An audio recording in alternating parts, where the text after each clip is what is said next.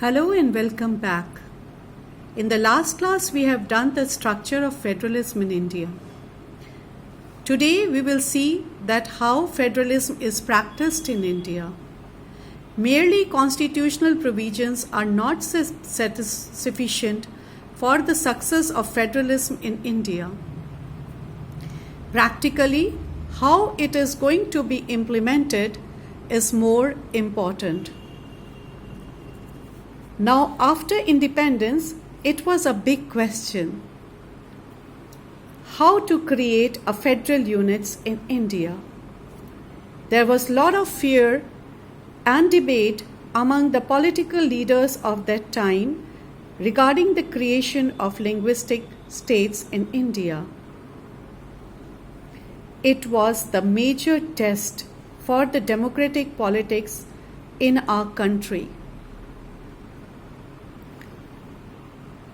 Then many new states were created in 1947. It was done on the basis of that people who spoke the same language lived in the same state. Some states were created on the basis of culture, ethnicity, or geography.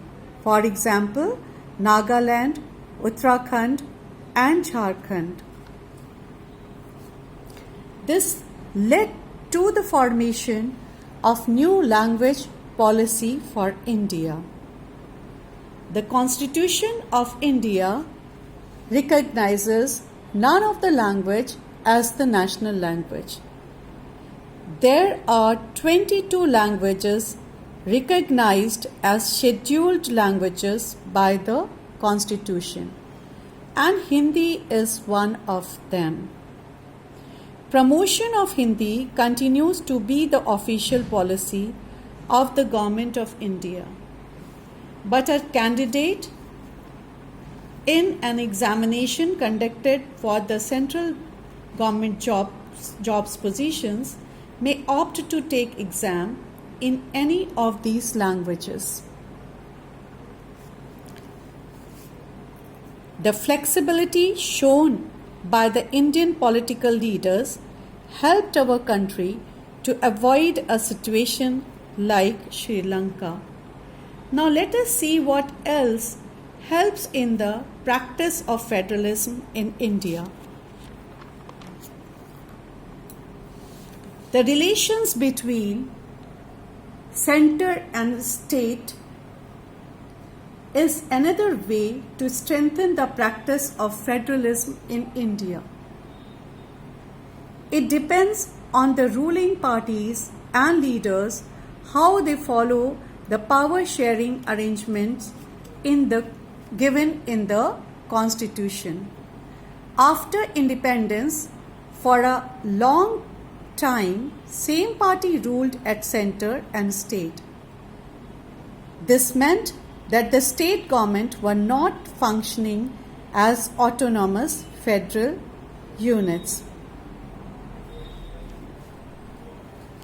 As you can see here, a cartoon given in your book. You can see when one political party is ruling at center and other political parties are there in the state, how they pled for more power. And if there is ruling party at center all this changed significantly after 1990. This period saw the rise of regional parties in many states of the country. This was also the beginning of the era of coalition government at the center. Now, what is coalition government? It is a form of government in which political parties come together to form a government. It reduces the dominance of any one party in the coalition. When no single party gets the majority votes in the elections to form the government, coalition government is formed. For example, NDA, coalition of BJP, UPA, a coalition of a Congress. Let's see this cartoon given in your book. Believe me, children, it is very difficult for the leader of coalition to satisfy its partners in a coalition government. But still, it led to the new culture of power sharing and respect of state autonomy. That is why federal power sharing is more effective today in India. So, this is all for today.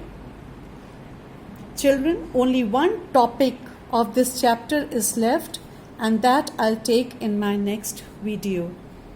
Till then, keep up the good work and keep up the good health. Bye.